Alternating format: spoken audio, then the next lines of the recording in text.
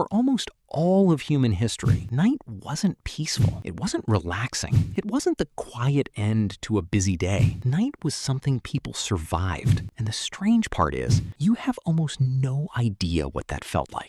Because every evening, for hundreds of thousands of years, something happened that no longer happens to us.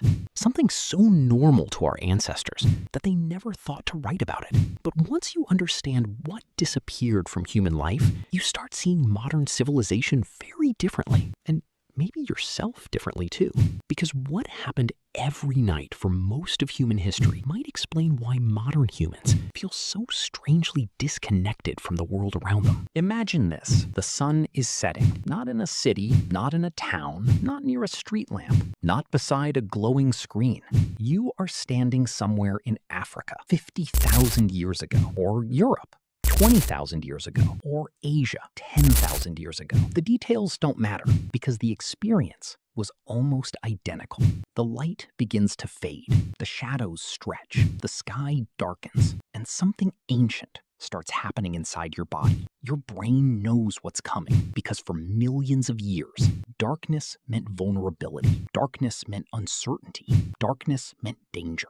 Long before humans built houses, before walls, before locks, before electricity, there was only the night, and the night belonged to something else. Today, darkness feels empty. Back then, darkness felt alive. Every rustle mattered. Every distant sound carried meaning. Every crack of a branch could be a warning. Predators moved when humans couldn't see. Lions, hyenas, leopards, wolves.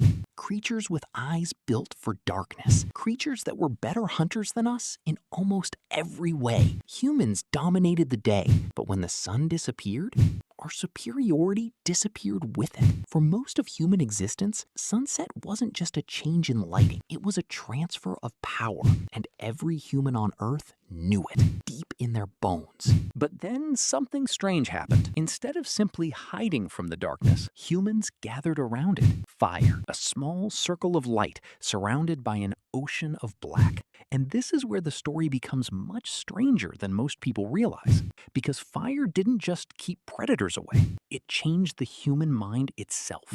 For the first time in evolutionary history, people could remain awake after sunset. Not working, not hunting, not gathering food, just sitting, watching flames, talking, thinking, telling stories. And that simple change may have altered civilization forever. Think about that for a moment. For most animals, the day ends when survival tasks end. But humans created something different.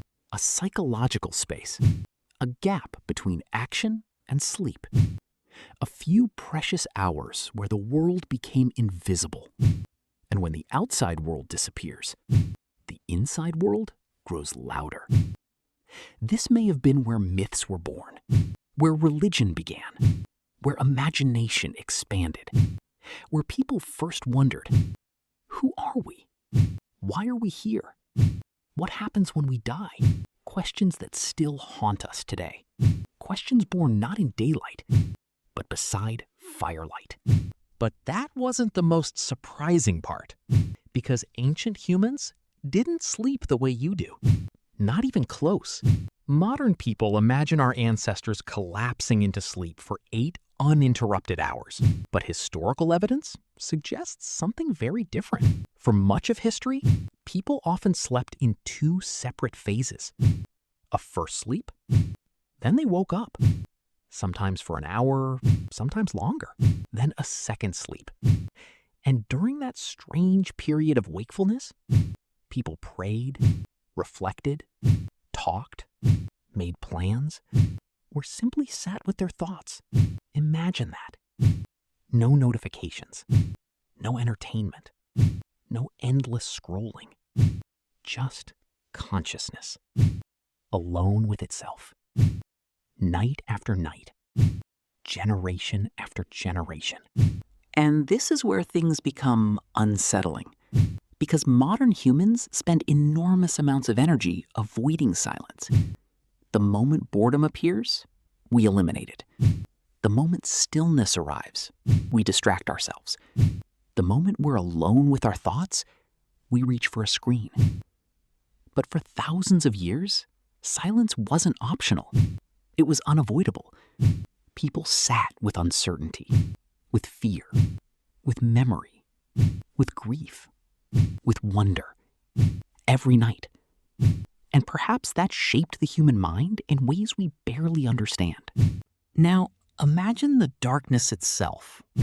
Not city darkness, real darkness.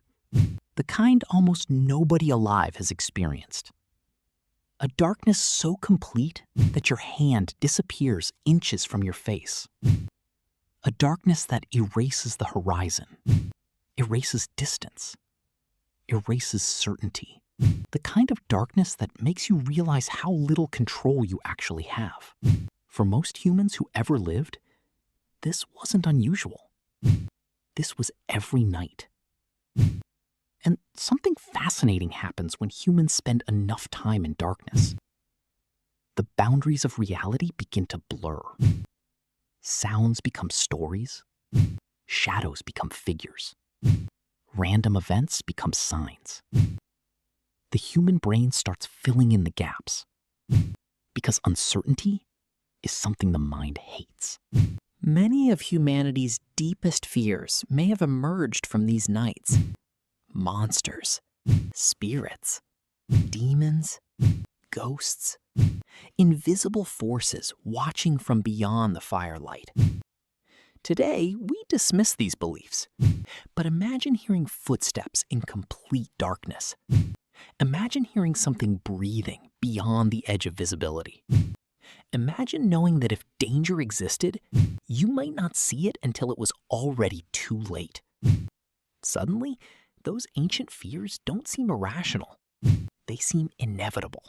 But then civilization changed everything. First came larger settlements, then walls, then lamps, then cities, then electricity, and finally, the complete conquest of the night. For the first time in human history, darkness stopped being unavoidable. We pushed it back, street by street, house by house, screen by screen, until eventually something extraordinary happened.